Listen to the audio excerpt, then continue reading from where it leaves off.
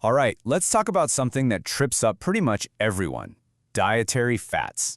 You know, good fats, bad fats, saturated, unsaturated. It can feel like a total mess, right? Well, don't worry. In this guide, we're going to break it all down and make it super simple. I mean, seriously, one minute butter is the enemy, and the next, people are putting it in their coffee. Avocados are amazing for you. But wait, they're loaded with fat? It's no wonder we're all a bit lost. So today, our goal is to give you a clear, simple framework to finally make sense of it all. And that's exactly what we're going to do. We're going to cut through all that noise by telling a simple story with just three main characters: the heroes, the complicated one, and the outright villain. I promise, by the end of this, you'll know exactly which fats to eat more of and which ones to run from. Okay, first up, let's meet the heroes of our story. These are the fats you absolutely want on your team. Why? Because they play a really positive, crucial role in keeping you healthy. These are, without a doubt, the good guys. So this good fat team is really made up of two key players, monounsaturated and polyunsaturated fats. Think of them as a dynamic duo. Monounsaturated fats are all about maintaining your body's cells and giving you that important vitamin E. And polyunsaturated fats, well, they're called essential for a reason. Your body literally can't make them. You have to get them from food, and they are critical building blocks for your brain and your cells. So where do you find these heroes? Well, the great news is they're in a ton of delicious, everyday foods. Monounsaturated fats are packed into things like olive oil, those amazing avocados, and nuts like almonds and peanuts. Super easy to work into your diet. And what about the other hero? Polyunsaturated fats. You can find those in walnuts, flax seeds, and especially in fatty fish like salmon. Yep, salmon is loaded with those famous omega-3s that you're always hearing about for brain health. So here's the most important takeaway for our hero team. Both of them, monounsaturated and polyunsaturated, work together to do one amazing thing. They lower the bad LDL cholesterol in your body. You can just think of LDL as the lousy cholesterol. And getting that number down, that's their shared superpower. Okay, on to our next character. And this one isn't a straightforward hero or a villain. Saturated fat is, well, it's complicated. Its role in our diet has been argued about for decades, so let's try to unpack some of that nuance. You know, when we say a food is controversial in nutrition, it doesn't just mean people are fighting about it on the internet. It means the science itself isn't totally black and white. It's not something to be completely terrified of, but it's also not something you can just eat without thinking. It really lives in a gray area. And you can see why it's so debated when you look at where it comes from.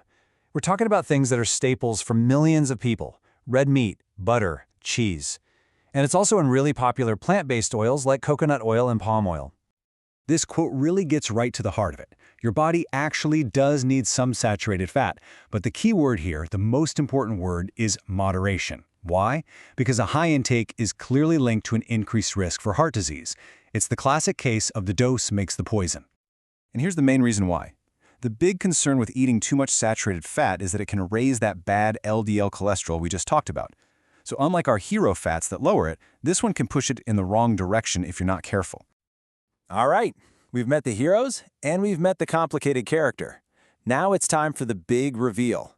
The one undisputed villain of the dietary fat story. There is one type of fat that has absolutely no redeeming qualities and that all health experts agree we should just get rid of. So, with all the back and forth about different foods, is there really one type of fat that's just plain bad for you? The answer is a huge, resounding yes. And that villain is trans fats. This is the one. Seriously, if you only take one single thing away from this entire explainer, let it be this: do everything you can to eliminate trans fats from your diet. So why are trans fats so uniquely terrible? Well, it's a devastating double whammy for your cholesterol. Not only do they raise your bad LDL, but they also lower your good HDL cholesterol. That's the helpful kind you actually want more of. On top of that, they increase inflammation all over your body, which is a major driver of chronic disease. So where is this villain hiding? You've got to be wary of commercially fried foods and baked goods. You know, things like pastries, donuts, and cookies.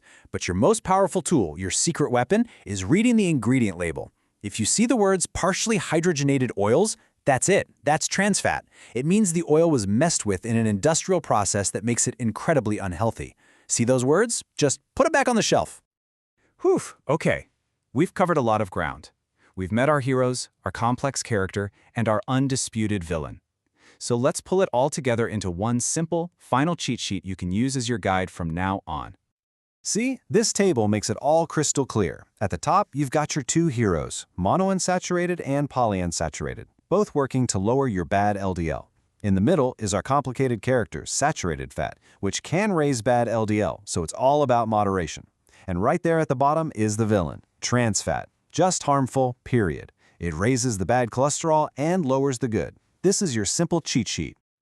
So there you have it, the essential guide to dietary fats.